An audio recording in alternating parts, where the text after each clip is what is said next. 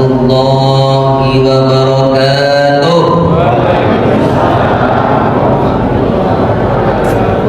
Semoga yang menjawab salam saya doakan masuk surga. Yang tak jawab masuk juga. Alhamdulillahilladzi nahmaduhu wa nasta'inuhu wa nastaghfiruh wa na'udzu billahi min shururi anfusina wa min sayyiati a'malina. Man yahdihillahu fala mudilla lahu Kemana pergi? wa may yudlil fala hadiya lahu. Asyhadu an la ilaha illallah wahdahu la syarika lahu wa asyhadu anna Muhammadan abduhu wa rasuluh sallallahu alaihi wasallam la nabiyya ba'dah. Subhanaka la ilma lana illa ma 'allamtana innaka antal alimul hakim. Rabbi shrah li sadri wa yassir li amri wahlul 'uqdatam min lisani yafqahu qawli. Bapak pengurus Masjid Asy-Syakirin beserta jajarannya yang saya hormati, bapak-bapak dan juga ibu-ibu, para orang tua kami, tokoh masyarakat, alim ulama, para ustaz, para imam yang kita muliakan, bapak ibu jemaah iktikaf yang senantiasa dirahmati dan dimuliakan Allah. Mari kita memuji Allah. Begitu banyak kesempatan yang Allah berikan, kita masih bersyukur bisa beribadah, kita bersyukur masih bisa meringankan langkah, kita bersyukur kita masih dijauhkan dari musibah. Kita memujinya dengan alhamdulillahirabbil alamin. Wassalawat buat Nabi Muhammad sallallahu alaihi wasallam. Allahumma salli ala sayyidina Muhammad wa ala ali sayyidina Muhammad. Assalamu alayka ya Rasulullah. Assalamu alayka ya Habibullah. Mari sama-sama kita awali majelis ilmu ini dengan bismillah. Bismillahirrahmanirrahim. Berhubung Ustaz Dr. Safrinaldi yang berhalangan, jadi subuh ini saya yang menggantikan. Kajian kita subuh hari ini tentang pertolongan Allah. Bapak Ibu yang dimuliakan Allah, kalau dalam beberapa hari ini kita melihat konflik yang terjadi antara Iran, Israel dan Amerika. Sekarang yang kita lihat ini, apakah dalam peperangan ini ada dan pertolongan Allah? Kalau kita lihat Al-Quran, ini banyak menceritakan tentang bagaimana Allah Subhanahu wa ta'ala menolong para rasul yang telah diutus orang-orang terdahulu. Jadi kita mengambil mau'izahnya. Apa pelajaran yang bisa kita ambil dari kisah para orang-orang terdahulu? Ayat yang sering kita bacakan dan mungkin kita sudah mendengarkan. A'udzu billahi minasyaitonir rajim. Bismillahirrahmanirrahim. idza jaa nasrullahi wal fath. Pertolongan Allah Apabila telah datang pertolongan Allah wal fath dan kemenangan. Wa ra'aitan nasa yadkhuluna fi dinillahi afwaja, dan kamu lihat manusia masuk ke dalam agama Allah dengan berbondong-bondong. Fasabbih, maka bertasbih, bihamdi, dengan memuji rabbika, Rabbmu, wastaghfirhu, dan mohon ampunlah kepadanya. Innahu kana tawwaba, sesungguhnya Allah Maha menerima taubat. Ayat ini turun ketika terjadinya Fathu Makkah. Ketika Nabi Muhammad SAW membawa pasukan sebanyak lebih kurang 10.000 pasukan untuk menaklukkan kota Makkah. Bapak Ibu yang dimuliakan Allah, ayat ini turunnya di kota Makkah, tapi namanya surah Madaniyah. Masih ingat apa perbedaan surah Makkiyah dengan Madaniyah? Apa bedanya? tempat turunnya. Kalau Makkiyah Turun di Mekah. turunnya di Mekah, Madaniyah Turun di Mekah. Nah, kalau masalah turun ini tak tepat ini. Yang disebut dengan antara Makkiyah dan Madaniyah itu waktunya masa. 13 tahun Nabi di kota Mekah, itu surah namanya surah Makkiyah. 10 tahun Nabi di Madinah, itu turunnya namanya surah Madaniyah. Walaupun surah ini turunnya di kota Mekah, tapi prodenya adalah prode Madaniyah.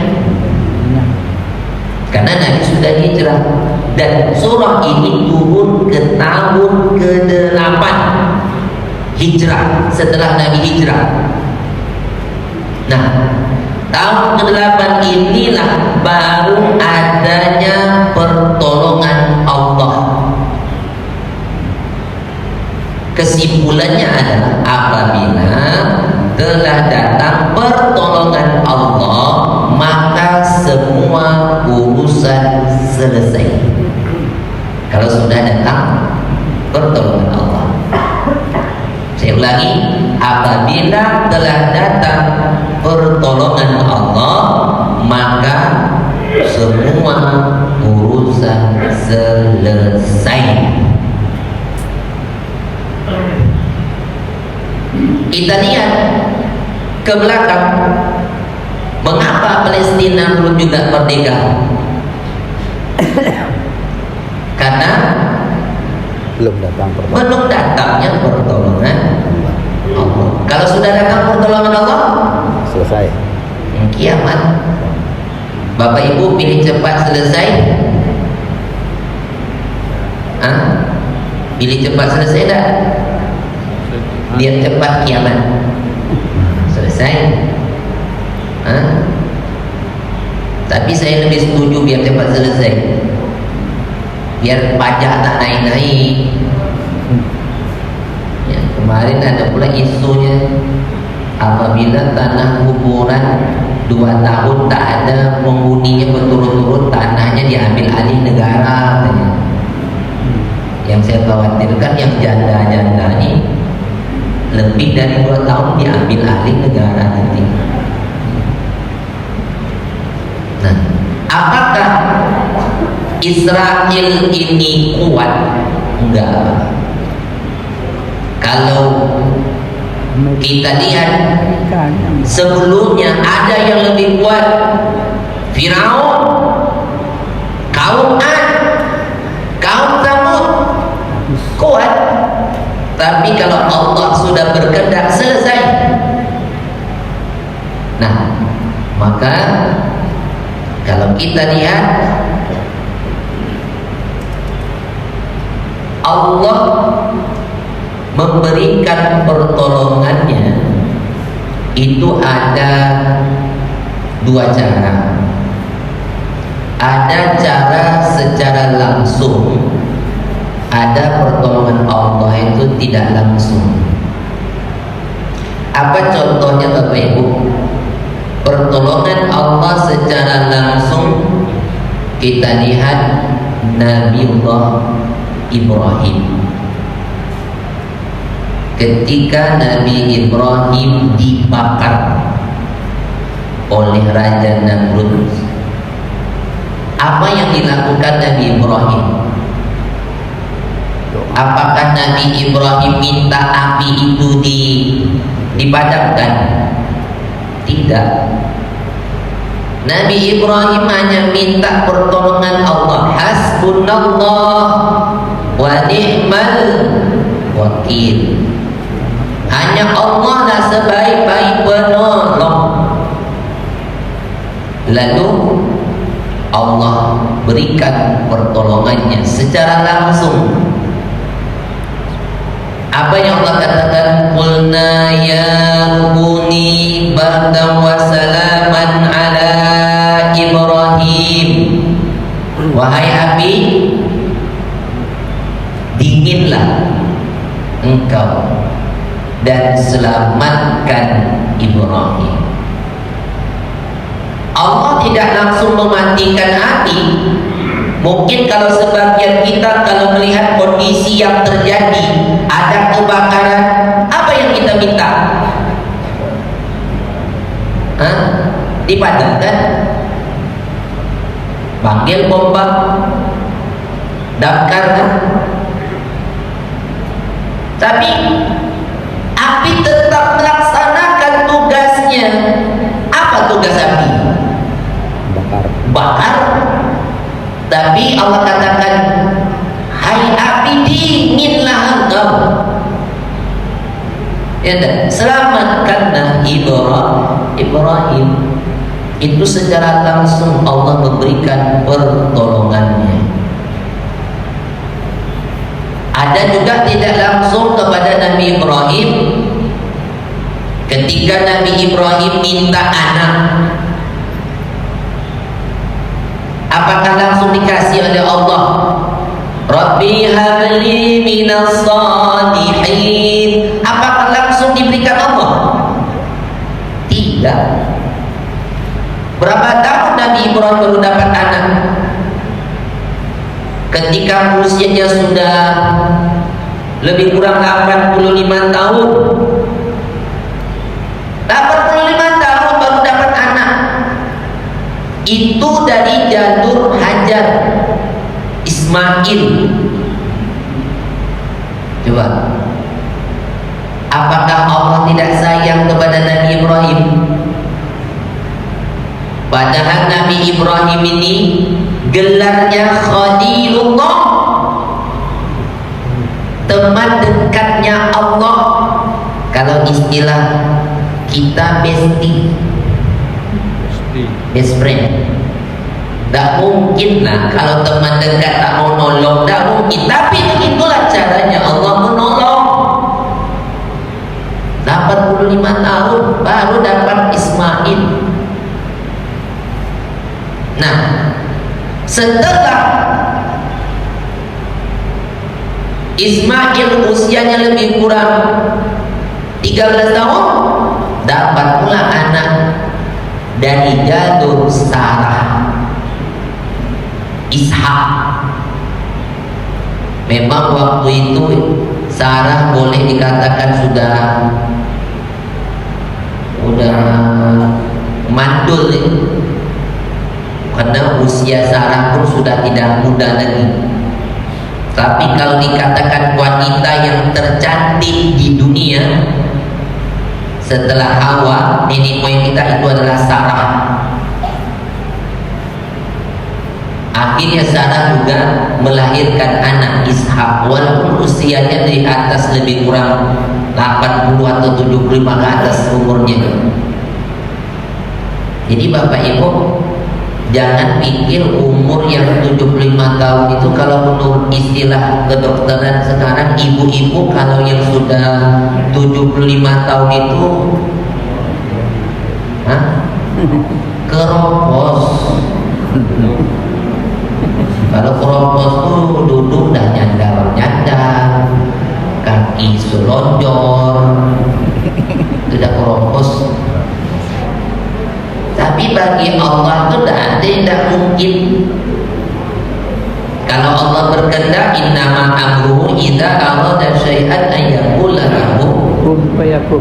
Jadi tak ada istilah menopos di mata Allah. Jadi nenek-nenek yang saat sekarang sudah menopos, hati-hati nih. Jangan bilang aman-aman tadi nih. Terjadi nanti banyak kasus sekarang nenek-nenek melahirkan. Tak ada bagi Allah sulit. Nah, makanya Bapak Ibu yang Allah Subhanahu wa taala, sama kasus yang terjadi di zaman Nabi juga. 13 tahun Nabi berdakwah, yang masuk Islam itu hanya orang terdekatnya seperti Khadijah, Abu Bakar. 13 tahun. Nah, setelah Madinah tahun ke-8 baru datangnya pertolongan Allah dan kemenangan. Dan tahun ke-8 itu termasuk yang masuk Islam musuhnya Nabi. Musuh yang betul-betul membalas dendam ketika perang Badar. Hindun itu dendam betul dia dengan Rasulullah itu, apalagi dendamnya sama Hamzah karena ayahnya mati di perang Badar. Dia balas dendam. Perang Uhud tahun ketiga dia balas dendam. Akhirnya meninggal Hamzah itu secara sadis. Dikunyahnya jantung Hamzah itu.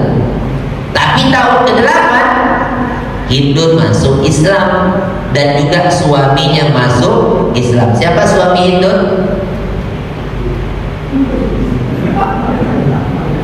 Sofyan Yusuf. Ya, kenapa? Abu Sofyan. Jangan saya kenal. Awalnya musuh Islam, tapi akhirnya masuk Islam. Itu kalau Allah sudah memberikan pertolongannya, semua urusan selesai. Kepada siapa lagi Allah memberikan pertolongannya secara langsung? Ketika Nabi Musa dikejar oleh tentara Fir'aun. Nabi Musa dihadapkan dengan lautan. Fir'aun dengan pasukannya membawa pasukan yang begitu ramai. Ketika itu apa yang terjadi? Pengikut Nabi Musa ketakutan. Ya Musa, nampaknya kita sudah tersusul ini, Fir'aun semakin dekat. Tertangkap kita Musa. Bagaimana caranya? Apa kata Nabi Musa? Inna ma'i Rabbi sayahdin. Sesungguhnya Rabbku bersamaku. Inna ma'i Rabbi. Ini juga ketika Nabi Muhammad SAW bersama Abu Bakar ketika peristiwa hijrah. Abu Bakar ketakutan ketika berada di Jabal Sur. Abu Bakar pun takut, Bapak Ibu, bukan takut ditangkap, tidak. Kalau seandainya dia yang tertangkap tidak masalah, dia khawatir Rasulullah tertangkap. Bagaimana dengan dakwah nanti, perjuangan Islam ini? Abu Bakar takut. Tapi kata Nabi, Innallaha ma'ana. Allah bersama kita. Abu Bakar, Rasulullah, yang ketiga adalah Allah. Allah bersama kita. Nah, makanya Bapak Ibu yang Allah Subhanahu wa taala, ketika Nabi Musa dihadapkan dengan lautan, Nabi Musa katakan, "Inna ma'aya Rabbi." Sesungguhnya Allah bersama kita. Nah, disitulah Allah pintakan kepada Musa, fa'auhayna Musa anidrib bi'asakal bahr. Musa, pukullah tongkatmu di laut itu. Pukullah laut itu dengan tongkat. Fanfalaqa, maka laut pun terbelah. Coba. Akhirnya Nabi Musa dan pengikutnya selamat. Tetapi Fir'aun dengan pengikutnya taman. Ya, Allah tenggelamkan, Allah binasakan. Kenapa? Karena Allah memberikan pertolongannya. Itu secara langsung. Makanya Bapak Ibu yang Allah Subhanahu wa taala, ada juga yang secara tidak langsung, kisah Nabi Ayub, Nabi Yakub. Kalau kita lihat Nabi Yakub, ayahnya Nabi Yusuf yang menangis sampai buta matanya akibat sedih yang begitu dalam karena anak kesayangannya dikabarkan mati oleh abang-abangnya, sehingga menyebabkan Nabi Yakub buta. Bapak Ibu yang dimuliakan Allah, ketika Nabi Yakub bertemu dengan Nabi Yusuf, ketika itu umurnya lebih kurang 87 tahun. Kalaulah waktu itu Nabi Yusuf yang hilang umur Yusuf lebih kurang 7 tahun dan Yakub umurnya lebih kurang 40 tahun, berapa tahun Nabi Yakub menangis? Lebih kurang 40 tahun. Bayangkan, 40 tahun menangis bisa menyebabkan buta. Jadi Bapak Ibu, jangan terlalu banyak sedih. Mungkin kehilangan suami, kehilangan istri atau anak buat perangai, jangan terlalu berlebihan nangis. Itu bisa menyebabkan buta. Yang janda-janda hati-hati, jangan lama-lama nangis ya Bu. Butuh atau makanya Bapak Ibu yang dimuliakan Allah Subhanahu wa taala. Jadi ketika umurnya 87 tahun, Nabi Yakub dipertemukan lagi dengan Yusuf. Lalu Bapak Ibu yang dimuliakan Allah Subhanahu wa taala, bagaimanakah caranya kita untuk mendapatkan pertolongan Allah? Apakah kita ini harus dilewati orang-orang yang terdahulu juga? Kalau kita buka surah Al-Baqarah ayat 214, am hasibtum an tadkhulul jannah, apakah kamu mengira kamu akan masuk surga? Walamma ya'tikum mathalul ladzi, belum datangkah perumpamaan orang-orang khalau terdahulu min qablikum, sebelum kalian. Jadi jangan kamu pikir kamu akan masuk surga kalau belum datang kepadamu contoh perumpamaan seperti orang-orang sebelum kalian. Mereka itu orang yang terdahulu, matsahumul ba'sa, mereka itu ditimpa kemelaratan, ad-dharra, penderitaan, azulzilu, kegoncangan. Apakah belum datang? Kemelaratan, penderitaan, kegoncangan sudahkah datang? Bapak Ibu, Bu, pejam-pejam aja mata tuh. Apatah lagi kisah Nabi Ayub. Apa yang diderita Nabi Ayub? Awalnya kaya, harta, jabatan, sawah, ladang, ternak, termasuk anak. Tetapi Allah ambil. Bukan hanya itu saja, bahkan kesehatannya pun juga Allah ambil. Menurut riwayat, Nabi Ayub itu menderita penyakit sampai lebih kurang 15 tahun. Dan penyakit Nabi Ayub tidak akan diderita orang sekarang dan orang yang akan datang. Begitulah menderitanya. Tapi Nabi Ayub tak pernah mengeluh, tak pernah minta sembuh. Sampai istri Nabi Ayub pun, Ayub, putus asa. Bisa tak Bapak Ibu bayangkan, orang yang awal mulanya hidup dalam kemewahan, tiba-tiba tidak punya apa-apa, kira-kira bagaimana? Goncang jiwa? Goncang jiwa? Stres.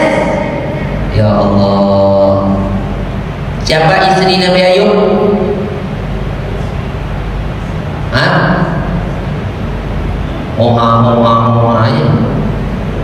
Siti Rahmah. Siapa yang tidak putus asa? Ayo, engkau seorang Nabi, engkau berdoa saja Allah kabulkan. Aku malu, kata Ayub, malu. Kenapa Nabi Ayub malu, Bapak Ibu?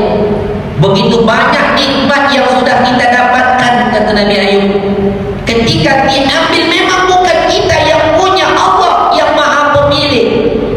Lillahi ma fis samawati wa ma fil ardh. Segala apa yang ada di langit dan di bumi itu milik Allah. Berhak Dia mengambil. Kenapa kita harus takut? Tapi memanglah biasa kita, namanya manusia kan, goncang jiwa kita. Biasa hidup senang, tiba-tiba susah, ya kan? Apalagi orang cemehnya kita, yang kan? Tapi Nabi Ayub, dia tetap sabar. Ketika itulah Nabi Ayub berdoa, Anni masaniyatu wa anta arhamur rahimin. Jadi bagi kita Bapak Ibu yang sakit, pengen sembuh juga, tapi bacalah doa. Belum minum obat. Obat itu adalah ikhtiar kita, tapi bacalah doa seperti Nabi Ayub berdoa, Anni masaniyatu wa anta arhamur rahimin. Dan ketika itu juga Allah kembalikan penyakit Nabi Ayub disembuhkan oleh Allah Subhanahu wa taala. Maka ada pertolongan Allah itu secara langsung, ada tidak langsung. Makanya Bapak Ibu yang dikenal Allah Subhanahu wa taala, kita jangan berputus asa. Jangan putus asa dengan adanya ujian yang menimpa kita. Contoh mereka-mereka itu goncang jiwanya, melarat hidupnya. Apa yang kita rasakan? Pernah tak kita seperti Nabi Ayub? Melarat hidup, menderita, ada? Harta habis semua, ada? Mungkin yang kita rasakan waktu masa Covid, masih kan? Berapa tahun kita terasa Covid waktu itu? Lebih kurang 2 atau 3 tahun, ya kan? Oh memang terasa betul ekonomi sulit, pekerjaan semuanya terbatas. Masya Allah. Yang lebih terasa melarat itu kamilah para ustaz-ustaz. Tak dapat nak ceramah, masjid tutup. Biasanya kalau tak ceramah tak ada duit masuk. 2-3 tahun terasa. Mau bawa jemaah umroh tutup, mau ceramah masjid tutup. Akhirnya memang 2 tahun di rumah hanya. Tapi apa hikmahnya? Banyak istri-istri melahirkan setelah Covid. Ada namanya, dikasih pula ada namanya Covid, ada Corona. Amat Corona. Ada namanya kan.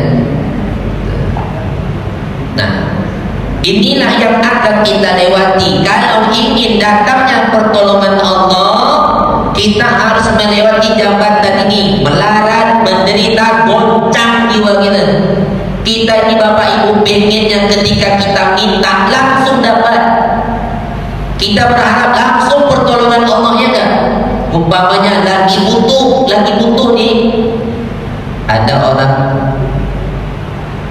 bilang sama kita, Bu, Pak, ada nggak kira-kira yang di sini dengar-dengar orang mau jual tanah? Untuk apa? Mau bikin usaha. Berapa hektar? Ya sekitar 6 hektar. Anggaran berapa, Pak? Kalau di sini tidak usah mahal, agak terpinggir dikit tidak masalah, bisa. Anggarannya 3M. Kita cari juga informasi, dapat. Ketemu dengan tuan rumah yang punya tanahnya, kita tanya berapa ini? Mungkin kalau 2M kita lepaskan. Dalam pikiran kita yang punya 2M, yang mau beli 3M, yang terpikir oleh kita itu apa? 1M. Kalau dapat 1M tuh, apa yang kita pikirkan? Menghayal siang malam. Nanti kalau dapat 1M tuh mau beli mobil, bangun rumah, ya kan? Pergi jalan-jalan, umroh segala macam. Itu aja yang kita pikirkan. Ternyata tak jadi orang tuh beli. Seteres lah. Mata Nasrullah, bila datang pertolongan Allah ketika kita butuh. Kita tuh pengen ketika kita butuh itu Allah tolong kita langsung. Tapi begitulah caranya Allah menolong. Mata Nasrullah. Tapi kata Allah, ala inna nasrallahi qarib. Pertolongan Allah itu dekat. Bagaimana caranya supaya pertolongan Allah itu segera datang? Yang pertama, bangunkan keyakinan bahwasanya yang sebaik-baik penolong hanyalah Allah. Hasbunallah wa ni'mal wakil. Sebaik-baik penolong hanyalah Allah. Kalau kita minta tolong kepada manusia boleh, tapi jangan terlalu berharap. Karena berharap dengan manusia siap-siap kecewa. Umpamanya kita punya anak udah selesai kuliah, kita punya teman yang ada kerja di kantoran, kita telepon kawan kita yang di kantor itu, kita tanya, ada tak lowongan kerja di sana? Oh Pak, ini anak kita ini sudah selesai kuliah, mana tahu dia nanti bisa bantu-bantu di sana, odol tidak apa-apa. Ternyata ada, kabar kita dengar ada. Bukan anak kita yang dimasukkan, orang lain yang dimasukkan. Bagaimana perasaan kita? Kecewa? Oh, kecewa. Tapi orang yang yakin Allah sebaik-baik penolong, mungkin bukan di situ rezeki anak kita. Mungkin ada yang lebih baik. Maka bangunkan keyakinan yang sebaik-baik penolong Allah. Terkadang kita di Bapak Ibu, tanpa kita sadari, umpamanya adalah orang tua kita atau saudara kita yang akan berangkat umroh atau haji umpamanya. Biasanya anak itu kalau dia kenal dengan ustaz atau mutawifnya, dia ngomong, Pak Ustaz, kami titip orang tua kami ya. Ada gitu kan? Jangan titip orang tua sama ustaz, titip sama Allah. Ustaz juga punya keterbatasan, tak mungkin lah. Tapi semampu akan dibantu. Tapi serahkan semuanya kepada Allah. Pengalaman itu dulu, ada nenek-nenek pakai kursi roda, masuk pesawat pakai kursi roda. Maka anak-anaknya ngomong, Ustaz kami titip orang tua kami. Jangan titip sama saya, titip sama Allah. Tapi saya akan berusaha bantu. Ternyata orang tuanya sampai di sana sehat walafiat. Kursi roda yang biasa dia naik kemana-mana, kursi roda itu dia dorong sendiri. Sambil jalan kursi dia itu dia dorong. Lalu saya tanya, nih sehat nenek? Alhamdulillah sehat Ustaz. Lalu kursi roda ini untuk apa nenek dorong? Mana tahu Ustaz mau duduk, dia nenek dorong. Jadi serahkan sama Allah. Biarlah Allah yang memberikan pertolongannya. Itu bangunkan keyakinan bahwasanya sebaik penolong adalah Allah. Yang kedua, kalau kita minta tolong sama Allah, itu harus sabar. Wasta'inu bis-sabri was-shalah. Minta tolong kamu kepada Allah harus sabar. Sabar. Lalu bagaimana caranya supaya cepat juga datang pertolongan Allah? Salat tingkatkan. Salat wajibnya ditingkatkan di awal waktu. Salat sunnahnya diperbanyak. Sabar supaya Allah cepat memberikan pertolongannya. Yang ketiga, supaya cepat datangnya pertolongan Allah, kita ini Bapak Ibu, intansurullah wa yansurkum. Jika kamu menolong agama Allah, Allah akan tolong kamu. Kalau kita menolong agama Allah, Allah tolong. Apa yang bisa kita tolong agama Allah ini? Umpamanya anak-anak ngaji, tak ada tempat dibangun satu tempat MDA, MBA.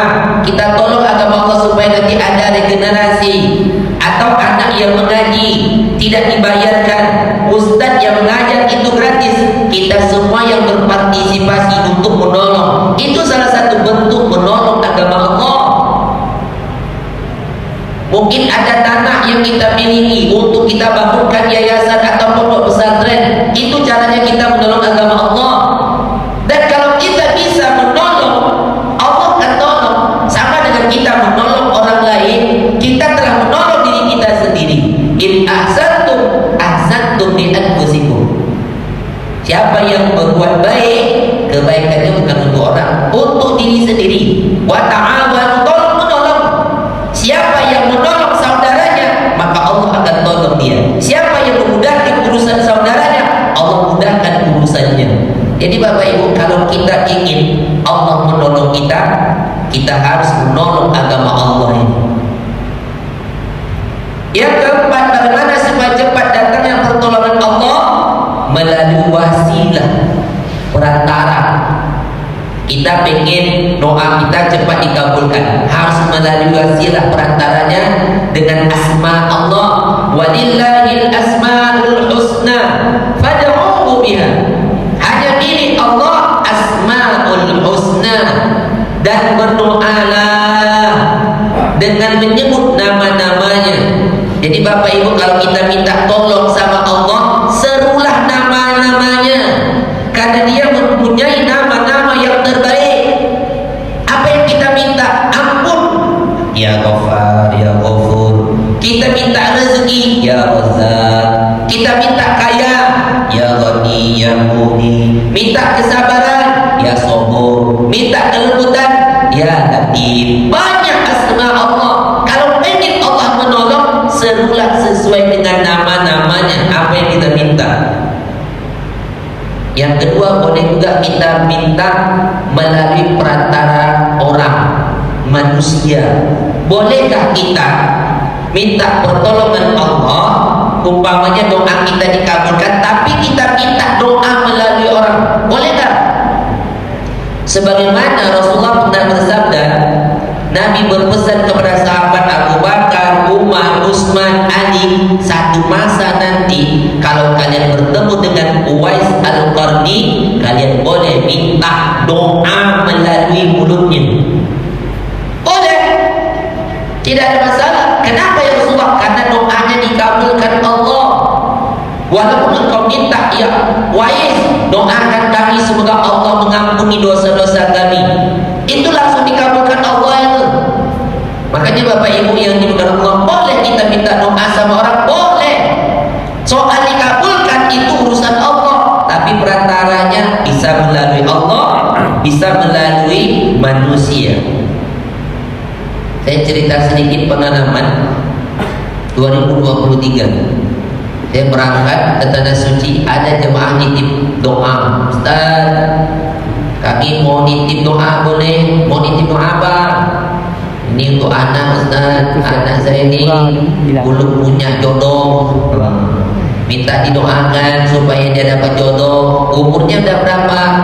Ya lebih kurang 38 tahun. Wih, 38 tahun umurnya.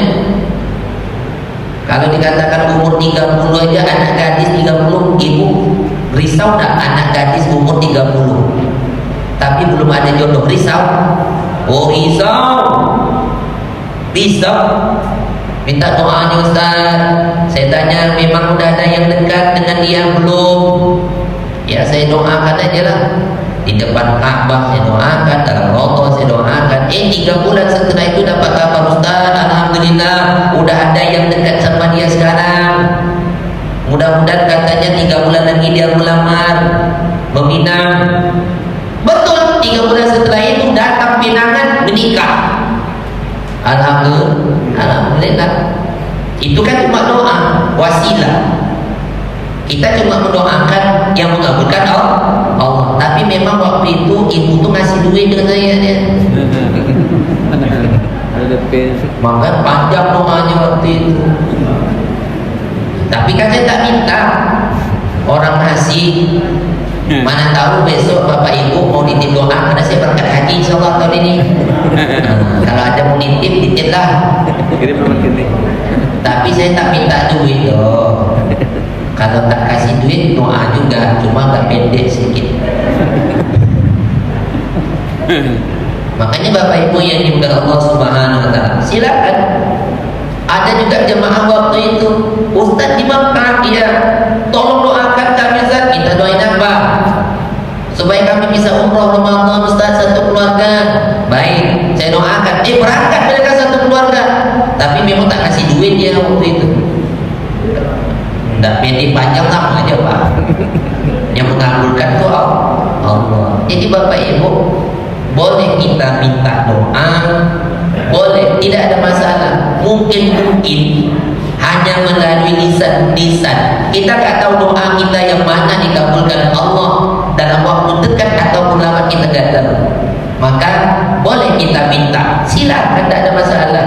Karena itu juga perintah Rasulullah. Soal dikabulkan atau tidak, jangan terlalu berharapnya sama Allah. Tuh. Bapak Ibu orang tua kami Allah Subhanahu wa taala. Jadi setelah, kalau seandainya Allah telah memberikan pertolongannya kepada kita, maka apa kata Allah? Fasabbih bihamdi rabbik. Kalau kita minta tolong, Allah sudah memberikan pertolongannya, maka apa yang harus kita lakukan? Fasabbih, maka bertasbihlah, bihamdi, dengan memujinya, rabbika, wastaghfirhu, dan mohon ampun. Jadi mudah-mudahan dengan adanya kita minta pertolongan Allah, kita pujinya, kita mohon ampun kepadanya. Dengan mohon ampun ini istighfar. Dengan istighfar itulah Allah akan mengabulkan doa kita. Allah akan memberikan rezeki kepada kita, rezeki yang tidak disangka-sangka. Mudah-mudahan kita berharap semua kehidupan kita sandarkan kepada Allah. Semua aktivitas kita hanya minta tolong sama Allah dimanapun kita berada.